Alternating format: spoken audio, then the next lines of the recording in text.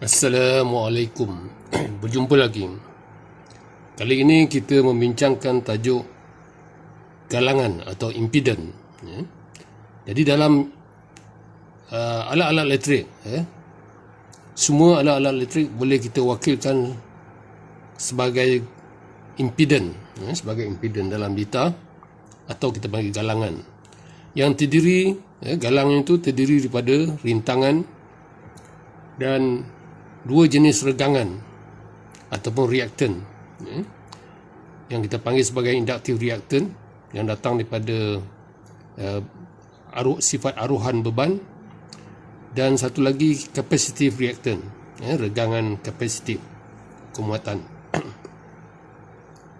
Yang simbolnya kita kenali sebagai XL untuk regangan daripada kearuhan,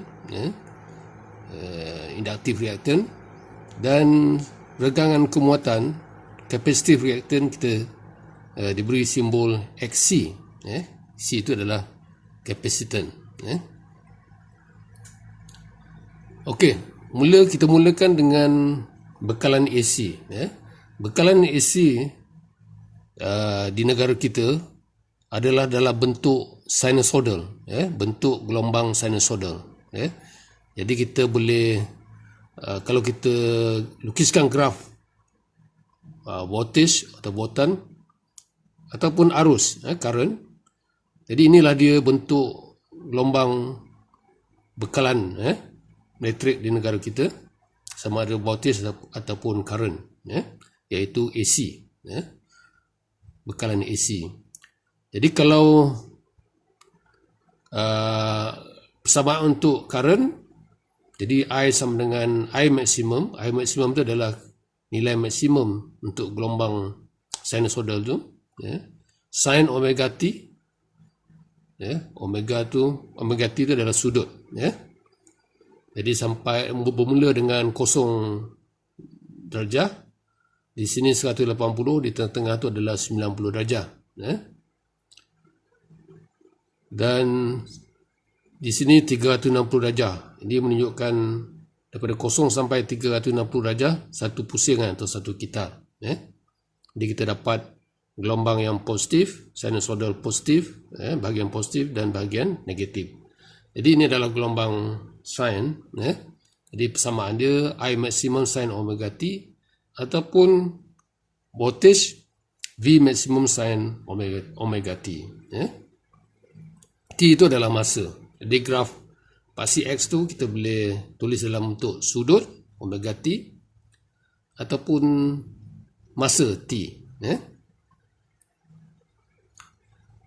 Okey. Pada 0 darjah, kita nampak magnet pada generator tu, kutub utara tu tidak, dia punya flux tidak memotong armature, pengalih armature di situ. Jadi tidak ada voltage terjana di situ. Jadi sebab itu voltage mula dengan kosong. Sebab di sini tidak ada magnet yang terpotong oleh armature, daripada belaitan armature, ataupun pengalih armature. Tapi bila pada sudut 90 darjah, bila pole atau kutub daripada rotor tu berada pada sudut 90 darjah, sini kosong, sini 90 darjah, jadi sekarang dia dapat memotong maksimum pengalih ataupun konduktor pada bahagian angka tu, belaitan pada bahagian angka. Jadi kita dapat di situ nilai voltage adalah maksimum. Jadi bentuk ni adalah mengikut aruhan voltage yang terjana dalam pengalih armature tu, belaitan armature. Dan kalau kita gunakan unit masa, frekuensi bekalan negara kita 50 Hz. Jadi satu kitar, untuk sampai satu kitar tu daripada 0 saat, dia mengambil masa 0.02 saat untuk satu pusingan. Satu pusingan 0.02 saat. Kalau di sini 0.01 saat.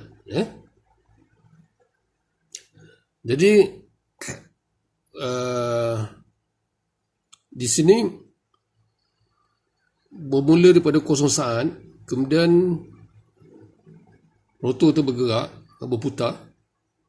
Jadi yang lain graf ni menunjukkan masa yang kemudian. 0 saat, kemudian 0.01 saat selepas itu di sini, 0.02 saat selepas itu, dia berada, voltage itu berada pada di sini.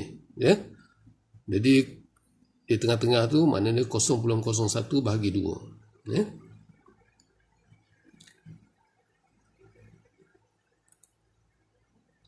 Okey, jadi di sini saya tunjuk dua voltage sinusoidal. Yang pertama tadi yang ini, jadi yang persamaan dia V sama dengan V maksimum sin omega T. Kemudian yang merah itu, kalau kita perhatikan dia lebih kemudian, dia kemudian daripada yang hitam, gelombang yang hitam. Kalau kita perhatikan bentuk kedudukan yang merah, gelombang yang merah berada kemudian, dia 90 darjah kemudian daripada yang hitam. Jadi beza dia 90 darjah, kedudukan dia. Jadi kita boleh tulis untuk yang merah tu V maksimum sin omega T tolak 90 darjah. Maknanya tolak 90 darjah tu dia kemudian 90 darjah. Kemudian 90 darjah.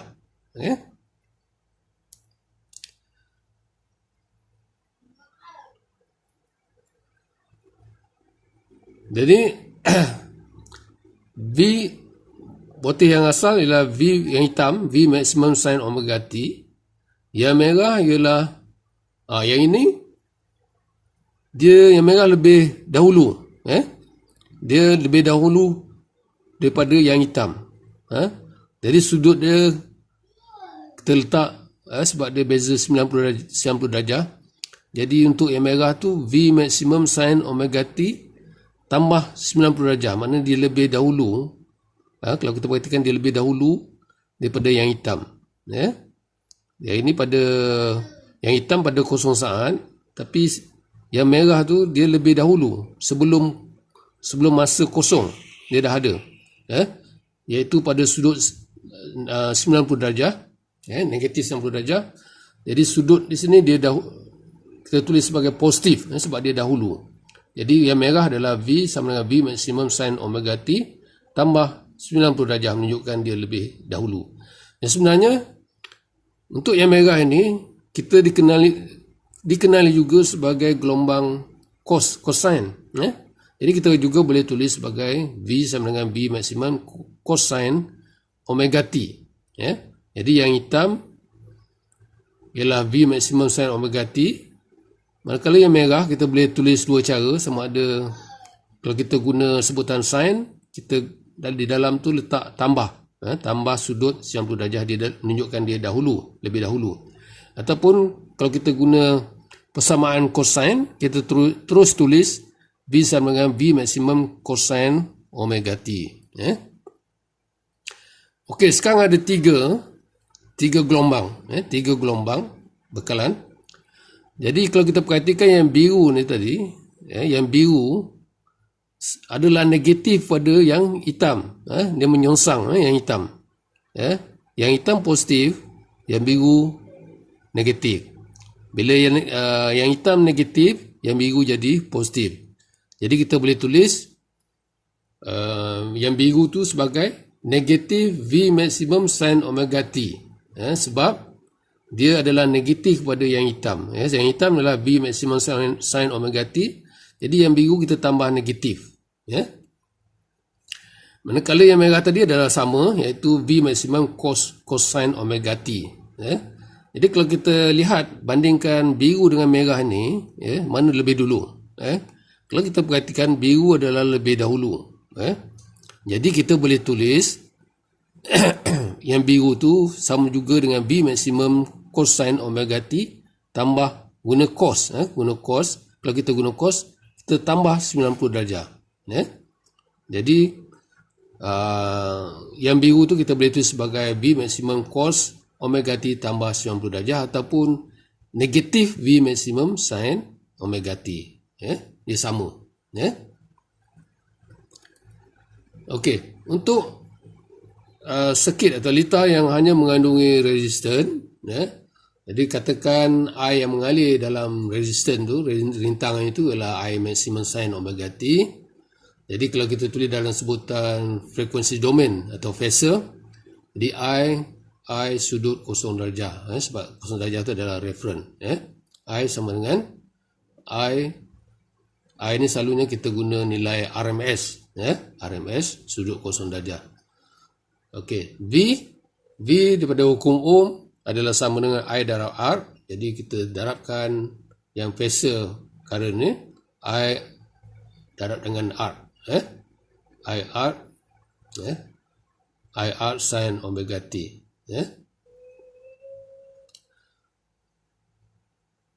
Now voltage phasor adalah V sama dengan I darab R cos sudut 0 darjah. Jadi voltage adalah sama dengan daripada sini IR sin omega T kita ambil sebagai reference, jadi 0 darjah.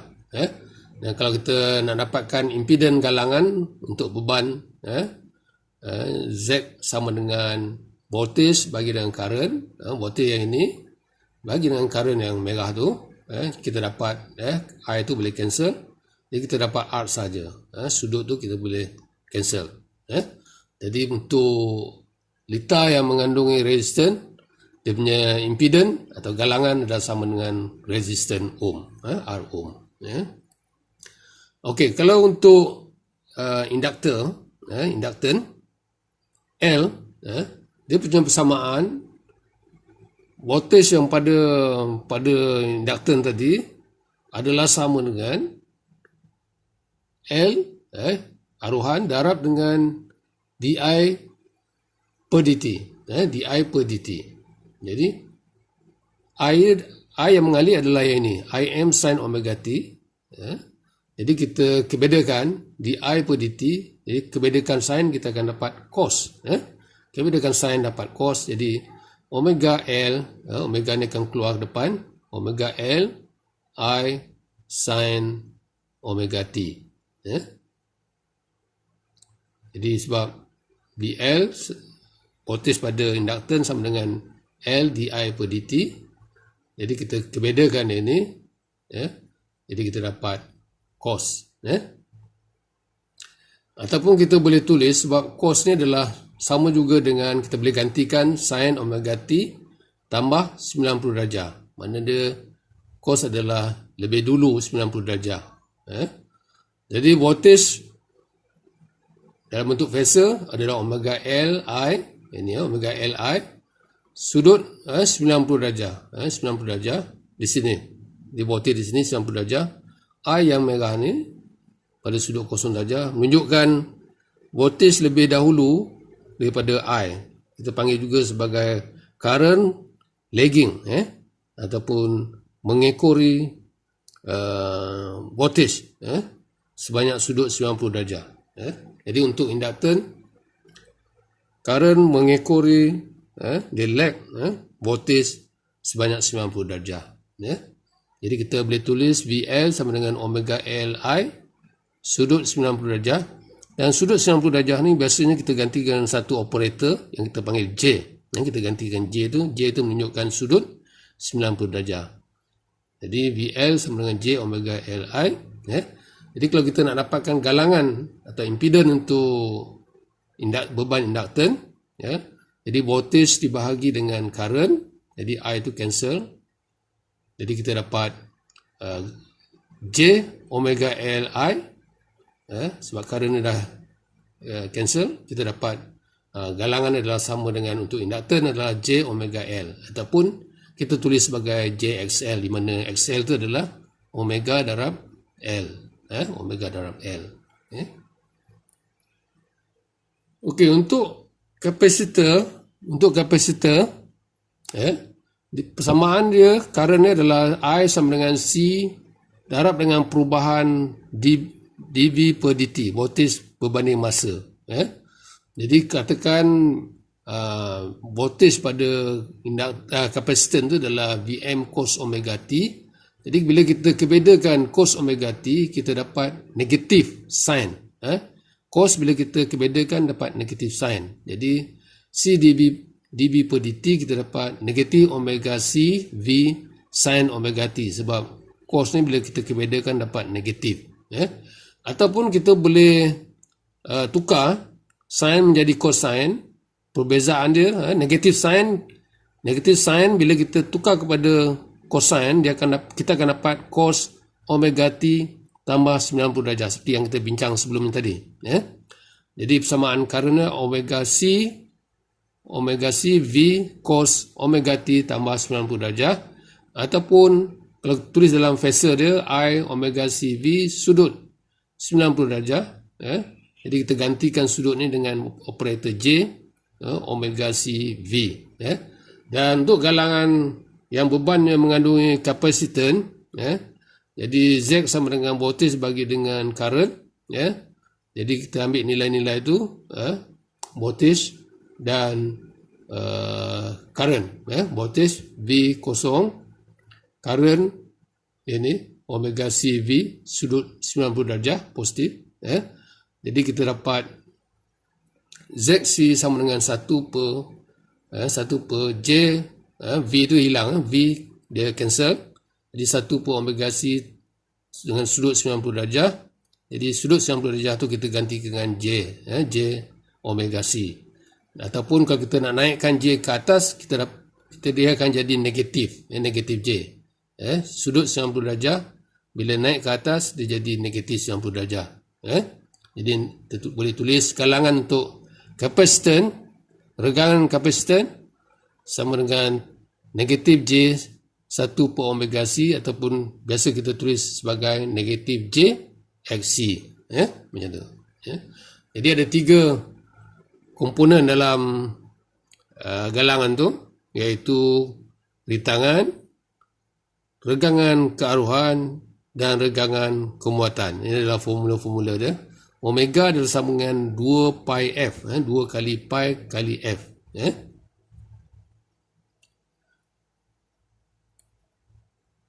Okey, jadi kita boleh tuliskan galangan sama dengan R, regangan kearuhan J dia positif, regangan kemuatan J dia negatif. Jadi J dengan J ni kita boleh gabung sekali. Jadi R sama dengan tambah J dalam kurungan XL, regangan kearuhan tolak regangan kemuatan. Sepatutnya J ni tak ada, dia di luar. Jadi J XL tolak XC. Ataupun kita boleh tulis sebagai R tambah JX. Mana X ni adalah jumlah antara XL dengan XC. XL dan XC itu kita boleh jumlahkan. Mana XL tolak XC, kita dapat JX. Jadi JX itu adalah regangan umum yang mungkin mengandungi regangan kearuhan dan juga kemuatan. Jadi kita boleh tulis dalam bentuk phasor macam ni, Z, magnitude Z dengan sudut theta, di mana magnitude Z adalah R kuasa 2 tambah X kuasa 2 punca 2, semua tu. Dan theta adalah sudut tangent, inverse tangent R per X, rintangan bagi regangan. Ini dia R pada aksis ni, paksi ni, XL atau X sama ada negatif ataupun positif. J itu menunjukkan sudut 90 darjah. 90 darjah daripada R. Ini kalau inductive load dia positif lah 90 darjah. Sebab regangan kearuhan dia positif J. Kalau capacitive load, regangan kemuatan dia adalah negatif J. Sudut negatif 90 darjah.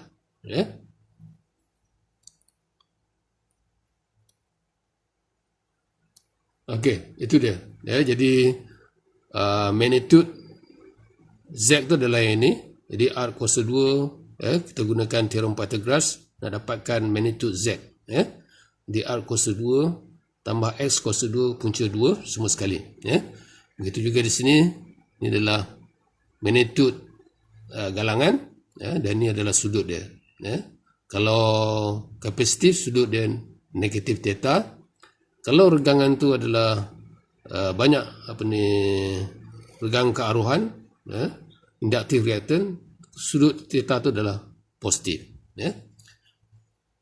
Jadi secara umumnya galangan ada 3, mengandungi 3 komponen, iaitu rintangan, kemudian tambah dengan J. J itu adalah operator J yang beza sudut 90 darjah, yang terdiri pada regangan kearuhan dan regangan kemuatan, XI tolak XC. Okey, sekian setakat ini. Kita jumpa lagi.